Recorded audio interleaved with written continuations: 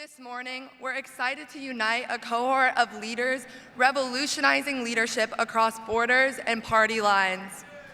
AZA and BBG, please join me in welcoming to the stage Avi Garbow, environmental advocate at Patagonia, Bari Weiss, editor for the New York Times and author of How to Fight Anti-Semitism, Michael Skolnik, founder of the Soze Agency and movement builder, Hannah Alper, motivational speaker, author, and activist from Lake Ontario region, and Wesley Pergament, a technology nonprofit organizer from Nassau Suffolk region.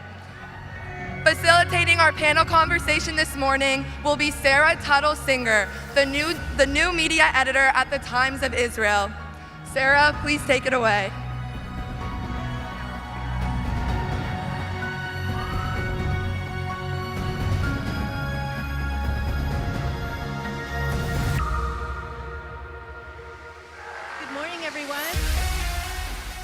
Boker Tov, good morning.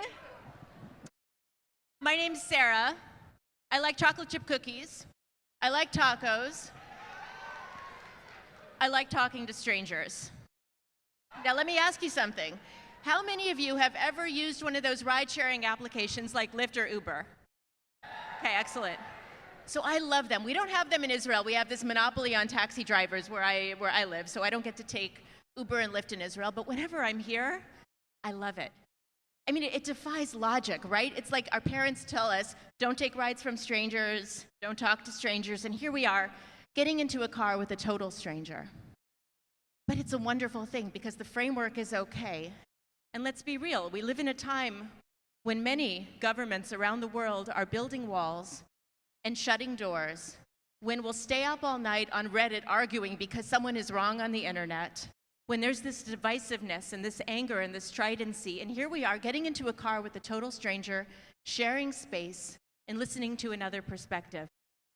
I love it. The last time I was here, I was in Dallas about 4 months ago. I love it. It was right after the tornado hit. It was a difficult time. And I rode with this woman, and she told me stories about how she fed her entire block after the tornado hit. Then a few hours later, I rode with a guy named Jim. Jim sounds like a cowboy. He's from Fort Worth, Texas, which is actually where my mom's from. And so he took me to all her old haunts, where she went to high school, where she went to elementary school. We looked at her old house. We visited the restaurants she would have gone to, and we talked.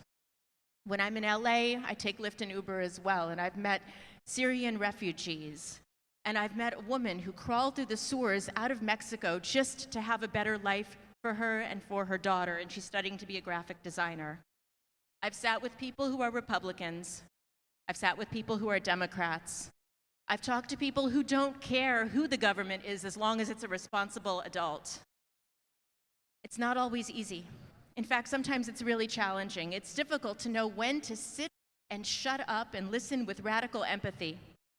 And it's also very difficult sometimes to know when you have to speak out. And these are difficult times that we're in. And that's something that I've learned by talking to lots of different drivers from across the political spectrum. We are living in divisive times, in very partisan times. And we have a very diverse panel here. We're very welcome to all of them. And I want to hear from them about moments in their life when they've encountered an uncomfortable conversation, when they've been challenged, when they've had to sit and listen, and when they've been able to change hearts and minds. So, Michael, we'll begin with you. Thank you. I'm going to pass my time first to the young people, and then I'm happily will join after. Hannah.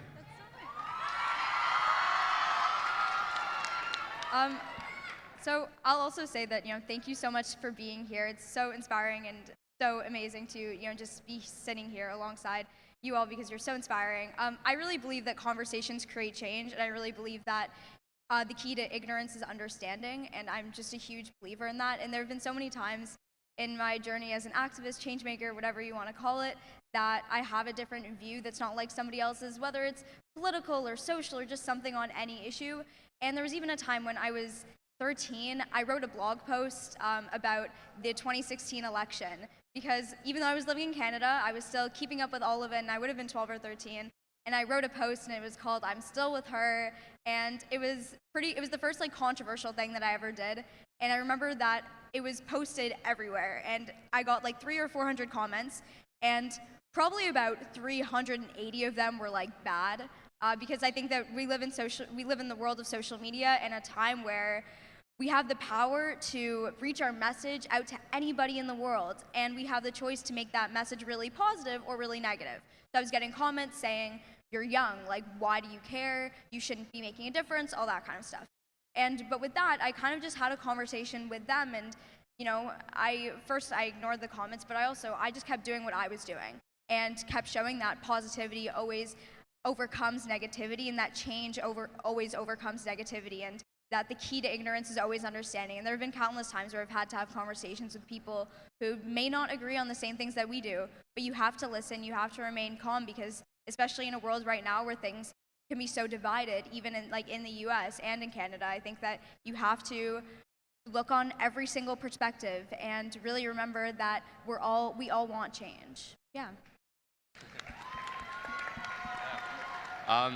I couldn't agree more with what you're saying. I think conversation is an extremely important part of kind of going out and making an impact on the world. And I think a lot of people are sometimes afraid to go out. And it's really important to stand up for what you believe in and to have a conversation. And I think some people might not believe that it's the most important part, but I can tell you that it definitely is. Just being able to have an open mind and understand what people are saying is an extremely important part of the process to make a change. I am proudly the president of the Hannah Alper fan club. You're incredible. I've followed you for many years and deeply inspired by you, so it's wonderful to share the stage. I'll be brief. I know the clock is ticking. Compassion, I think, is how I try to live my life, and trying to see the other person as me and walking in their shoes of how I can begin to understand the perspectives that they come from. Some people might have had a bad day this morning when they woke up this morning and come to this event upset or angry. It may not mean they dislike you or they're angry at you, but how are they walking in that day, and how can you come to them with some level of compassion? So I try to lead with compassion and love and see from someone else's perspective. I'm in the business of changing people's minds. That is what I try to do every day when I go into the New York Times and I write my columns, or when I help edit other people and help them express their ideas. So if I didn't believe in the power to change people's hearts and minds, I would not be in journalism. I would not be in the business that I'm in. The story that comes to mind from Sarah's question for me has to do with someone who was a troll of mine on Twitter. I have a lot of people that hate me on the internet. Google me, you will see that that is very much true. They hate me because I'm a woman, they hate me because I'm a Jew, they hate me because I'm gay, they hate me because I'm a Zionist. One of my trolls on Twitter was this woman named Eve Pizer, and she really went after me with a particular passion. And it happened to be that we ended up at the same conference in Colorado, and we ended up meeting for the first time in person. Long story short, you can Google this too, we ended up writing a piece called "Can You Learn to Like the Person That You Love to Hate?" It's about how someone that is your troll on the internet can become your friend in real life. Eve is one of my good friends. She bakes me challah before Shabbat sometimes. She's an amazing baker. We disagree about most things. But one lesson I think from that is that in our age of social media, where people can be turned into two-dimensional caricatures, and when it's very, very easy to demonize people that disagree with you and to be demonized yourself, taking things offline, in my view, is one of the most powerful things that we can do. It is really hard to hate someone and to troll someone to their face when you see them in a three-dimensional way. So social media can be great for a lot of things. It's not great, in my view, for connecting to people that you disagree with. So my biggest piece of advice to all of you who are growing up in the age of the internet is to take it offline and take it into real life. So I would suggest that nobody uses as a measurement of success whether they have changed anyone's mind. Oftentimes the truth is you don't know. And you don't know immediately, and you won't know for some time. The measure of success, in my judgment, ought to be, have you put yourself in a position where that is a possibility?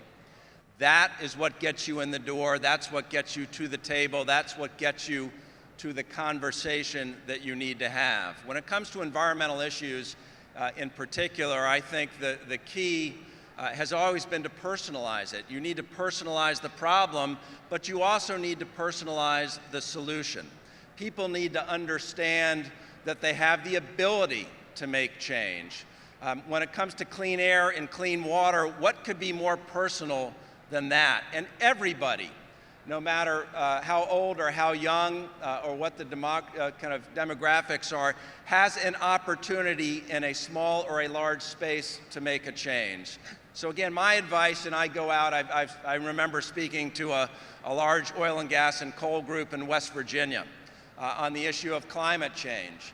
And my barometer, again, of success was partially met by walking in that door and having that conversation, and not only having them listen to me, but more importantly, making sure that I listened to them. I don't know whether hearts and minds were changed that day or ever, but that, at least for me, was a moment of possibility. I love all these answers, and I'm really inspired by them, and I'm also just inspired by all of you. We all come from different perspectives and different backgrounds, and we're looking at the world from our own angles and through our own prisms and through our own windows, and yet we're here under this big tent together, and we're sharing this space and having conversations and disagreeing and challenging and learning and growing together. And one of the things that I've learned most profoundly, both in my life and through my work, is that when you look someone in the eye and you tell the truth about who you are, they're very likely to look you back and tell the truth about who they are. And that conversation may not change the world, but it may lead to a second conversation and a third and a fourth and a fifth, and that's the basis for necessary friendship, and that's really the basis for the necessary change that we need. Thank you so much, everyone.